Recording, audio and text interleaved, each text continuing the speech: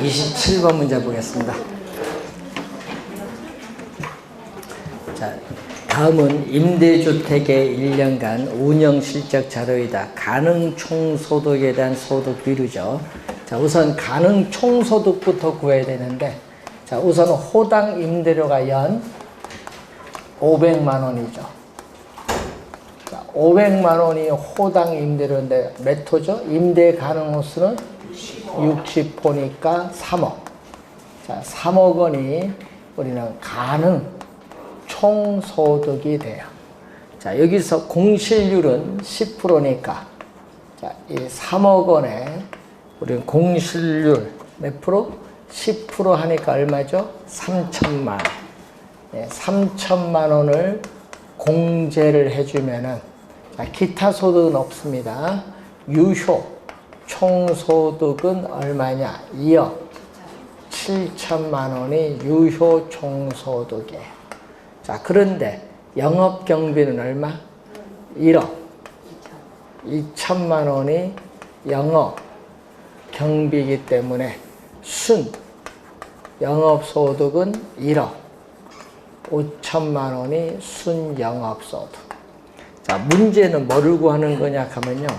우리 가능 총소득에 대한 소득, 순 영업소득, 요 비율을 구하는 거예요. 자, 그러면은 가능 총소득은 얼마 나왔죠? 지금 3억 원이 나와 있고, 순 영업소득 1억 5천만 원이니까 2분의 1이죠. 2분의 1 곱하기 100 해주니까 얼마냐? 50%가 구하고자 한다. 50%. 3번이 정답입니다. 자, 28번.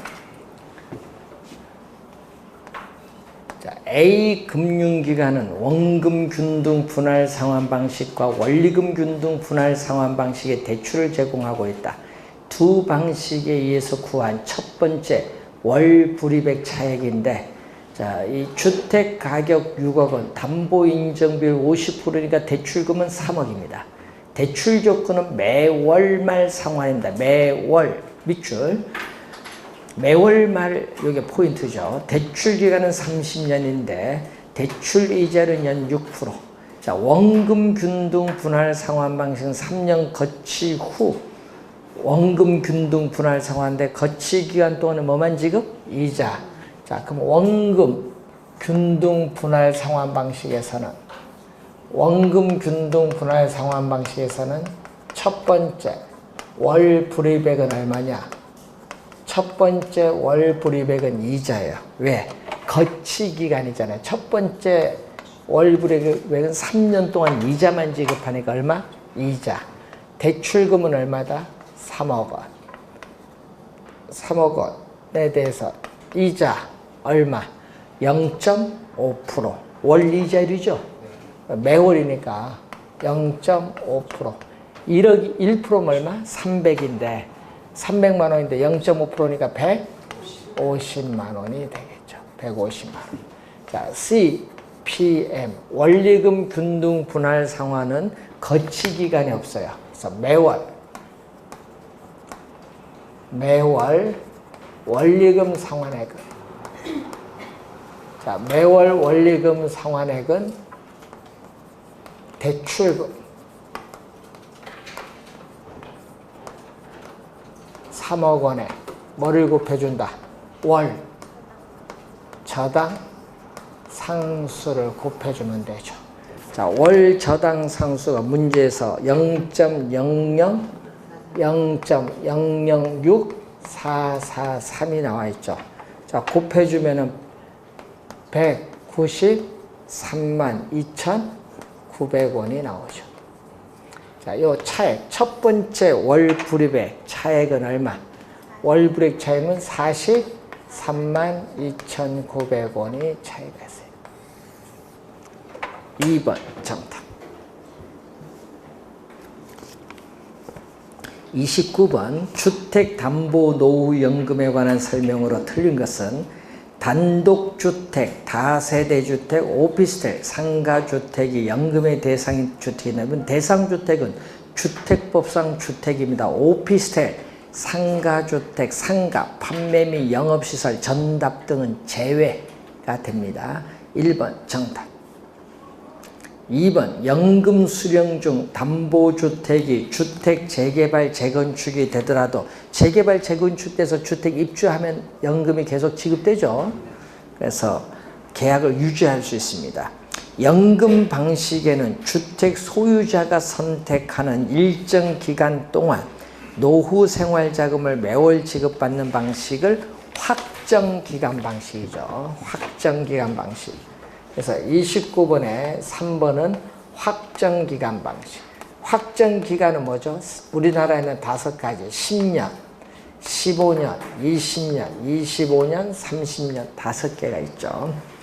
자, 네 번째, 가입자와 그 배우자는 종신거주, 종신지급이 보장되고 가입자는 어떻게 초기 보증료, 연보증료 납부를 해야 합니다. 그리고 국가가 또 뭐 하고 있다? 보증을 하고 있어요. 뭐가 보증하다? 이러면 국가가 공적으로 보증하고 있기 때문에 또 주택연금 중단 위험이 없다. 주택연금 중단 위험이 없다. 5번 연금의 방식에는 주택 소유자가 생존해 있는 동안 노후 생활 자금을 매월 지급받는 방식을 무슨 방식? 종신 방식이죠. 정답은 1번이 정답입니다. 30번 부동산 투자 회사에 관한 설명으로 틀린 것은 부동산 투자 회사의 주식에 투자한 자는 배당에 따른 이익, 매매 차익을 향유할 수 있는 장점이 있습니다. 자, 2번은 부동산 투자 회사의 개념이죠. 자산을 부동산에 투자하여 운용하는 것을 주된 목적으로 부동산 투자 회사에 관한 법률의 규정에 의하여 설립된 회사를 우리는 부동산 투자 회사의 개념 맞습니다. 부동산 투자 회사에 투자하는 경우에는 원금의 손실이 발생할 수도 있죠. 한 주당 5,000원에 샀는데 한 주당 4,800원 될 수도 있습니다. 부동산 투자자 중 유동성을 선호하는 사람은 부동산에 직접 투자하기보다는 증권거래소에 상장되어 있는 부동산 투자 회사에 대한 투자를 선호하죠. 그럼 직접 투자하면요, 경기 침체 시에 부동산을 매각해서 현금화가 어려워요. 그렇지만 주식에 투자하면은 언제든지 경기가 침체하더라도 주식을 매각함으로써 현금화가 가능하죠. 그래서 리츠에 투자하면은 직접 투자보다 황금성 면에서 유리하다는 장점이 있어요. 자, 5번 부동산 투자 자문회사는 뭐죠? 여러분, 부동산 투자 자문회사는 부동산 투자 회사의 위탁으로 그 자산의 투자 운영에 관한 자문 및 평가 등의 업무를 하려는 자를 부동산 투자 자문회사라고 해요. 그래서 부동산 투자 자문회사의 개념이 아니죠. 그래서 5번 정답.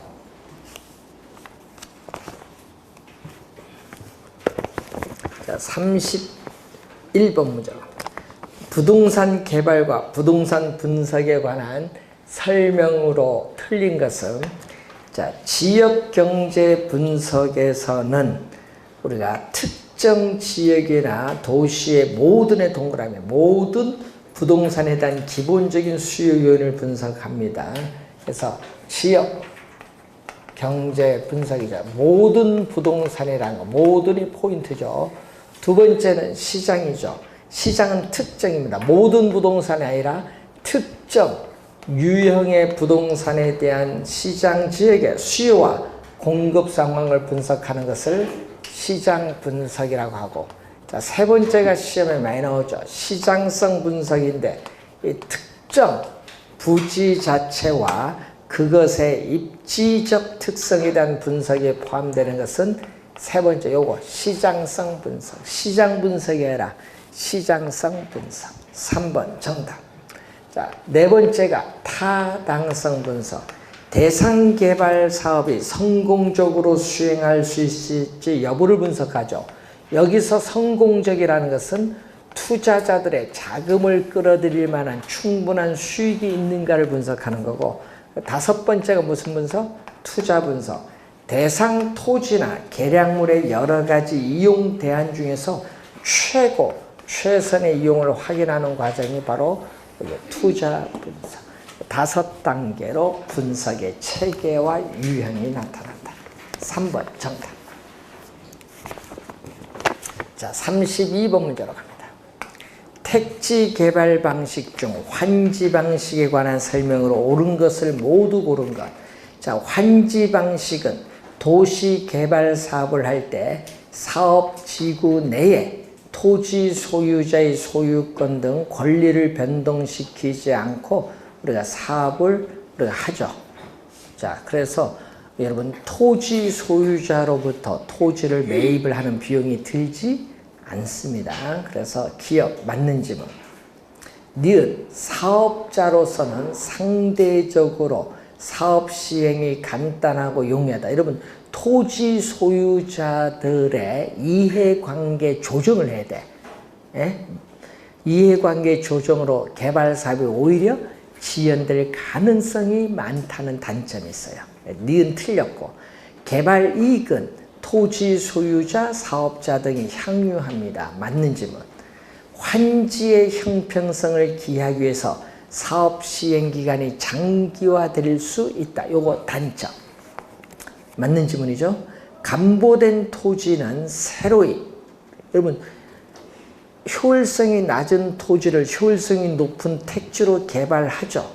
그리고 가치가 높기 때문에 원래의 토지 면적보다 적게 환지가 되잖아요. 감보를 합니다. 그래서 감보된 토지는 새로이 필요로 하는 공공시설 용지로 사용이 되고 나머지 채비지는 비용을 충당하기 위해서 뭐한다? 매각합니다.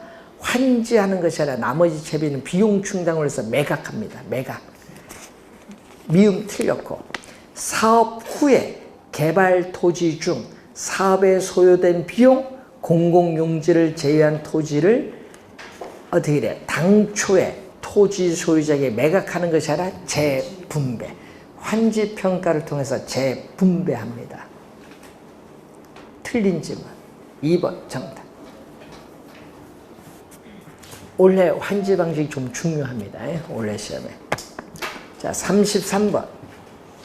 부동산 우리가 관리에 관한 설명으로 틀린 것은 시설 사용자나 사용과 관련한 다른 부문의 요구에 단순히 부응하는 정도의 소극적이고 기술적인 측면을 중시하는 관리는 바로 시설관리. 여러분 재산관리가 아니라 여러분 수입 지출에 있어서의 관리를 의미한 게 재산관리인데 재산관리가 아니라 무슨 개념? 시설관리. 1번 정답.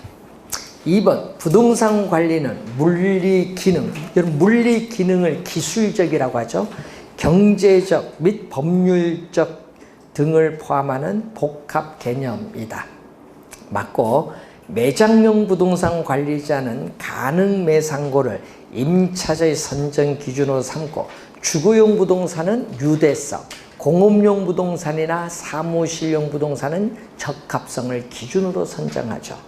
자, 오피스 빌딩은 물리적 내용연수 만료 전에 경제적 내용연수가 만료되는 것이 일반적입니다. 오피스 빌딩 하면 업무용 빌딩이죠.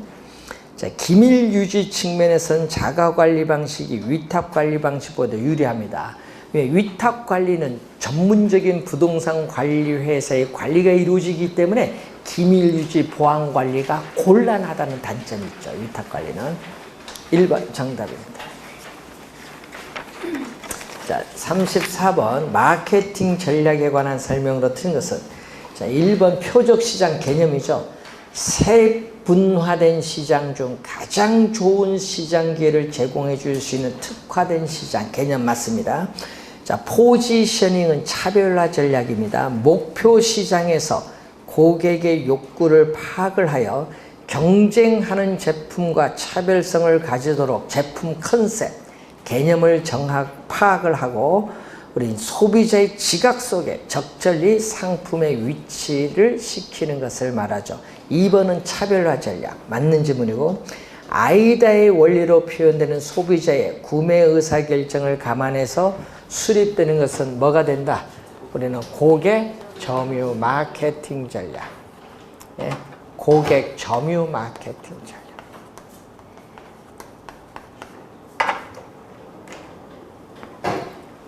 소비자 중심이에요. 자, 소비자 중심의 전략으로서 고객 점유 마케팅 전략. 아이다의 원리. 아이다의 원리는 소비자의 구매 의사 결정 과정에 있어서의 심리 변화의 단계를 나타내요. attention, 주의, interest, 관심을 불러일으키고 관심을 desire, 욕망을 불러일으켜서 이 욕망을 action, 행동으로 나타나는 심리 변화의 4가지 단계를 나타내고 있습니다. 자, STP 전략이란 시장 세분화, 표적 시장, 차별화를 표상하는 약자로서 정통적 전략 중에 하나고, 유통경로 전략은 직접 분양 혹은 분양 대행사를 효과적으로 이용하는 방안으로 구성되며 부동산 중개업자, 현입주자, 주택금융기관 등을 효과적으로 활용하는 방안이 마련되어야 된다. 유통경로 전략입니다. 자, 4P 믹스 전략 중 유통경로 전략입니다. 3번 정답이죠. 35번 가격의 원칙에 관한 설명으로 틀린 것은 예측이 원칙이라 평가 활동에서 가치 형성 요인의 변동의 추이 또는 동향을 주시하여 반영을 해야 한다는 원칙입니다. 이 변동의 추이 동향, 요게 포인트죠. 맞는지 뭐. 균형의 원칙이란 부동산의 유용성을 최고로 발휘하기 위해서는 부동산 구성요소의 결합의 균형. 자, 밑줄은 구성요소의 결합의 균형. 이 지문이 뜨거든요. 나오면 균형의 원칙. 균형은 시험에 자주 출제되는 용어. 기여의 원칙은 부동산의 각 구성요소가 각각 기여하여 부동산 전체의 가격이 형성된다는 원칙이 기여의 원칙. 개념 맞고요. 자, 부동산이 가지는 여러 가지 특성은 그것이 시장 수요와 일치되거나 주변의 토지 이용과 어울릴 수 있을 때 높은 가치를 창출하게 된다는 원칙은 경쟁이 아니라 적합의 원칙. 적합의 원칙. 적합의 원칙은 부동산의 유용성을 최대로 발휘하기 위해서는 부동산을 둘러싼 외부 환경에 적합을 해야 돼. 주택은 주거지역에, 상가는 상업지역에, 공장은 공업지역에 있어야 됩니다. 근데 공업지역 안에 주택이 있으면 공업지역에 어울리지 못하기 때문에 주택 가격은 하락하죠. 위배되면, 즉 공업지역의 표준적 사용에 어울리지 못하면 주택 가격이 하락을 하는데, 이것을 무슨 감가? 경제적 감가. 어울리는 이용이 되는데 어울리지 못하면 경제적 감가가 발생한다. 자, 5번 부동산의 가치도 일반 재화와 마찬가지로 가치 형성 요인의 변화에 따라 상호 인과관계의 변동 과정에서 형성된다는 것이 변동의 원칙 개념이 나와 있습니다. 자, 36번 원가법에 의한 대상 물건의 기준 시점의 감가 누계액 또는 감가 수정액을 구하는 건데, 준공 시점은 2012년 3월 2일, 기준 시점은 2017년 3월 1일이니까 경과년 수는 5년이 주어졌죠. 자, 감가 수정은 뭐에 의한다? 정액법에 의한다. 자, 정액법에 의해서 매년의 감가액은, 자, 정액법에 의한 매년의 감가액은 기준 시점에서의 재조달 원가에서 경제적 내용연수 끝났을 때 잔존 가격을 뭘로 나눠준다? 경제적 내용연수로 나눠준다. 경제적 내용연수로 나눠준다.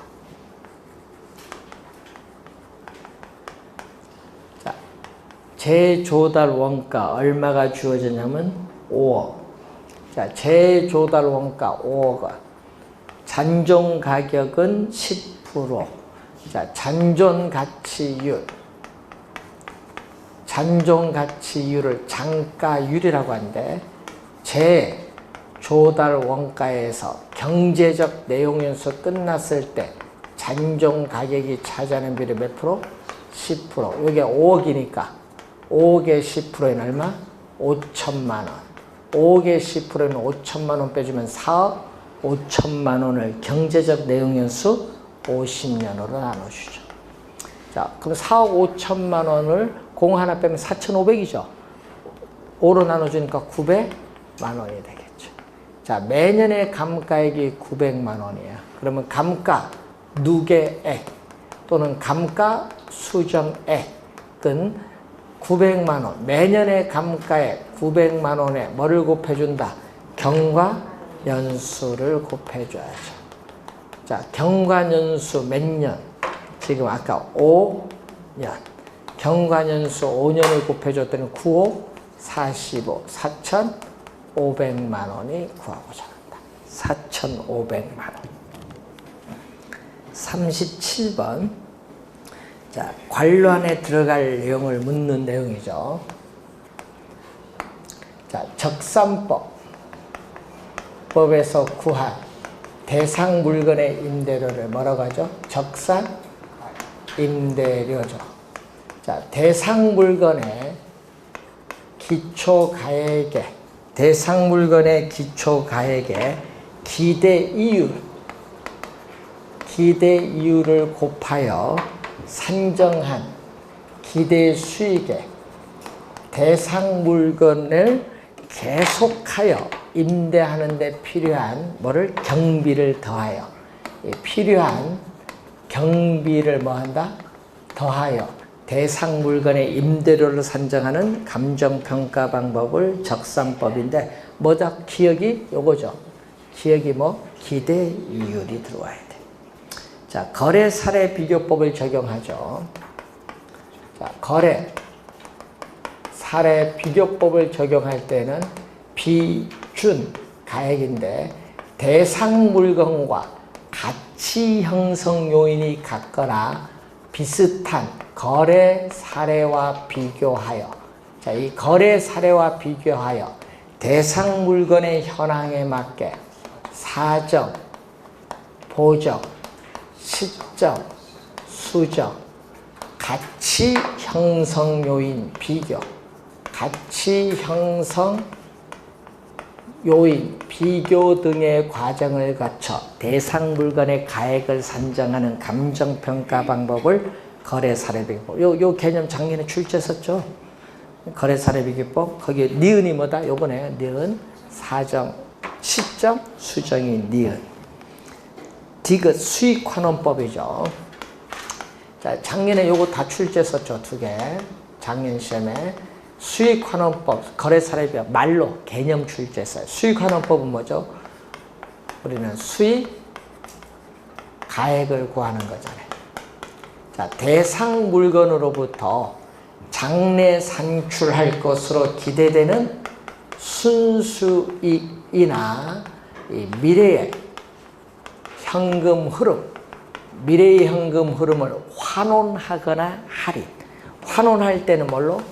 환원할 때는 환원 이율로 환원하는 거고, 할인할 때는 할인율로 할인하여 대상 물건의 가액을 산정하는 감정평가 방법을 수익환원법. 그러니까 환원하거나 뭐 할인하여. 1번 정답. 38번. 자, 수익 방식의 직접 환원법에 의한 대상 부동산의 시상 가액은 얼마냐? 가능 총소득. 자, 가능 총소득 얼마? 연 2천만 원이 주어졌죠. 공실 및 대소는 가능 총소득이 얼마? 10%. 10%면 얼마죠? 200만 원. 200만 원을 빼주죠. 자, 기타 소득 없죠? 없으면 뭐가 나온다? 유효 총소득은 얼마? 1,800만 원. 자, 영업경비는 유효 총소득의 몇 프로? 1,800만 원에 30% 곱해주면은 540인가? 540만원. 공 하나 없어지고 18에 3은 540이지. 540만원. 빼주면은 순 영업소득은 1260만원이 나와요. 1260만원이 순영업소득. 자, 수익가액. 여러분, 감정평가의 3방식을 적용하면서 구한 개개의 가액이 시상가액이죠. 이 수익가액 자체가 시상가액이에요. 장래에 산출할 것으로 기대되는 순수익을 뭘로? 환원 이율로 환원한데 순수익은 얼마? 1260만 원이 나왔는데 환원 이율을 구해야겠지. 그럼 환원 이율은 어떻게 구한다? 토지 건물이 주어지니까 무슨 방법? 토지 건물이 주어지면은 물리적 투자 결합법. 자, 물리적 투자 결합법에 있어서 환원 이율은, 자, 토지 투자자가 요구하는 수익률인 토지 환원 이율에다가 또 건물 투자자가 요구하는 수익률인 건물 환원 이율에다가 가중치를 곱해주죠. 가중치가 뭐다? 전체 부동산 가격에서 토지 가격이 차지하는 비율, 전체 부동산 가격에서 건물 가격이 차지하는 비율, 가중치를 곱한데, 자, 여러분이 이렇게 토지 소득, 건물 소득이 이렇게 분리될 수 있다는 전제에 구하는 게 물리적 투자가 분리됩니다. 자, 문제에서 토지 환원이율 얼마? 토지 환원이율 5%, 토지 환원이율 5%, 건물 환원이율 몇 프로? 7%. 이제 가중치인데, 자, 토지, 건물 각각 몇 프로? 50%. 그럼 전체 100%에서 50% 차지. 여기도 전체 100%에서 50%니까 얼마? 0.5, 2분의 1이죠. 그러면 6%가 되겠네요. 6%. 12%에 대해서 12% 반 나누면 6%. 6%. 0.06 나눠주면 돼요. 네. 0.6 나눠주면 얼마? 2억 1,000만 원. 2억 1,000만 원. 3번 정답. 자, 이런 내용은 시험 문제, 출제 진짜 올해 예상되는 부분이에요. 이런 건 잘 공부해요.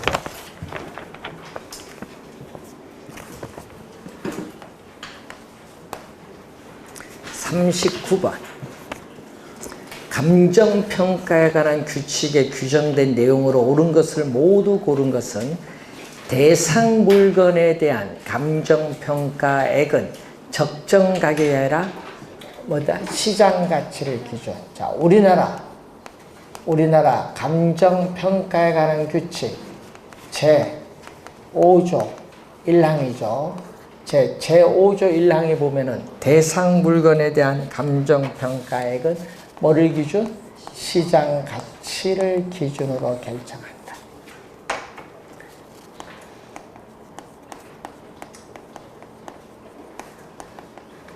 여러분, 부동산 가격 공시에 관한 법률은요, 적정 가격인데, 지금 문제에서 감정평가에 관한 규칙이잖아요. 시장 가치, 기업 틀린 지문. 니은. 자, 니은은 제17조 1항. 감정평가에 관한 규칙 17조 1항이죠. 감정평가업자는 살림을 감정평가할 때에 산지와 인목을 구분하여야 한다. 구분하여 감정평가하여야 한다. 그러니까 니은 맞는 지문. 디귿 중요해. 아직 출제 안 됐기 때문에 상당히 중요한데 12호 제2조 12호에 뭐 3에 나와 있어요. 3에 뭐가 나온다? 적정한 실거래가의 개념. 자, 근데 요게 도입된 지 얼마 안 됐는데 아직 출제 안 됐거든요. 올해 출제 가능성이 높은 용어. 올해.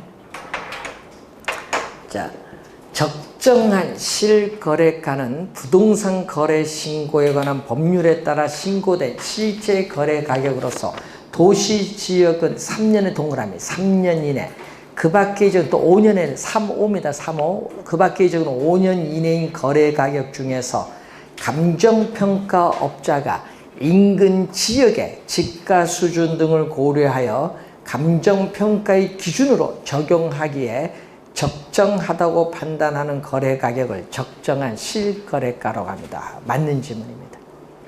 네 번째는 둘 이상의 밑줄. 자, 네 번째는 또 우리나라 감정평가에 관한 규칙 제7조. 제7조 2항이죠. 제7조 2항에 무슨 평가? 일괄평가. 둘 이상의 대상 물건이 일체로 거래되거나 용도상 불가분의 관계가 있는 경우에는 일괄하여 감정평가할 수 있다. 맞는 질문이고 네 번째, 감정평가업자는 적정한 실거래가 밑줄.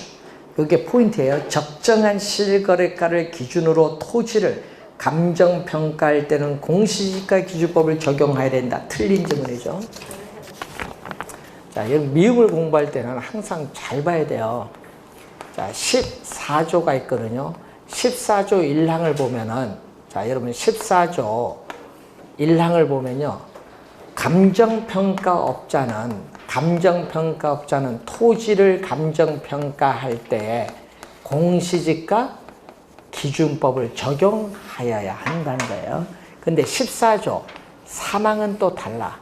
3항은 감정평가업자는 적정한 실거래가를 기준했어. 이게 적정한 뭐를 기준? 실거래가를 기준으로 뭐를 평가한다? 토지를 평가를 할 때는 이때는 공시지가 기준법이 아니야. 거래사례 비교법이야. 그래서 시험에 나오면 진짜 잘 틀려. 거래사례 비교법. 미음은 틀린 질문. 그래서 2번 정답. 법 조문을 잘 보셔야 되겠죠. 자, 40번. 부동산 가격 공시에 관한 법령상 표준주택 가격의 공시 등에 관한 설명으로 틀린 것은, 자, 국토교통부 장관은 표준주택 가격을 조사 산정하고자 할 때는 한국감정원에 의뢰한다. 한국감정원에 의뢰합니다. 자, 표준주택 가격은 국토교통부 장관이 중앙부동산가격공시위원회 심의를 거쳐 공시해야 된다. 심의 먼저, 공시 나중입니다. 표준주택의 대지 면적 및 형상은 표준주택 가격의 공시사항. 자, 이런 표준주택 가격의 공시사항에 어떤 게 있죠? 표준주택 가격의 공시사항. 표준주택에 뭐가 있다? 지번. 표준주택 가격. 표준주택의 대지 면적 및 형상. 또 표준주택에 뭐가 있어요? 용도, 구조, 연면적, 뭐가 있다? 사용 승인일 있죠. 임시 사용 승인일도 포함하고요. 또 그 밖에 대통령령이 정하는 사항으로서 뭐가 있냐? 지목, 용도, 지역, 도로, 상황이 있습니다. 3번 맞는 질문이고 4번. 국토교통부 장관은 개별주택 가격의 산정을 위하여 필요하다고 인정되는 경우에는 주택가격 비준표를 작성하여, 자, 밑줄은 시도지사 또는 대도시시장에게 제공해야 된다. 시도지사 또는 대도시시장 밑줄. 이게 틀렸어요. 누구에게? 개별주택 가격 누가 공시권자? 시장, 군수 또는 구청장. 작년 시험에 뭐 나온지 아세요? 부동산 정책에서 작년 이렇게 나왔어요. 개별 공시지가를 공시하는 권자 누구? 국토교통부 장관이 아니라 시장, 군수, 구청장이죠. 개별 공시지가와 개별주택 가격의 공시권자는 시장, 군수 또는 구청장. 꼭 기억해야 됩니다. 4번 정답. 5번 국토교통부 장관이 표준주택 가격을 조사 산정하는 경우에는 인근 유사 단독주택의 거래 가격, 임대료 등을 종합적으로 참작 고려를 해야 됩니다. 그래서 4번이 정답이 되겠습니다.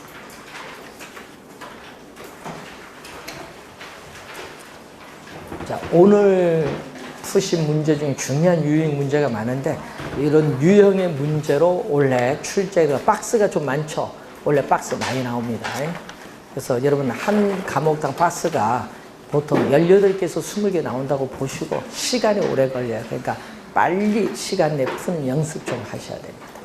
그래서 여러분 이번에 모의고사 칠 때, 이번 8월 모의고사 칠 때 시간 배분 연습 좀 하시기 바랍니다. 자, 오늘 수고하셨습니다.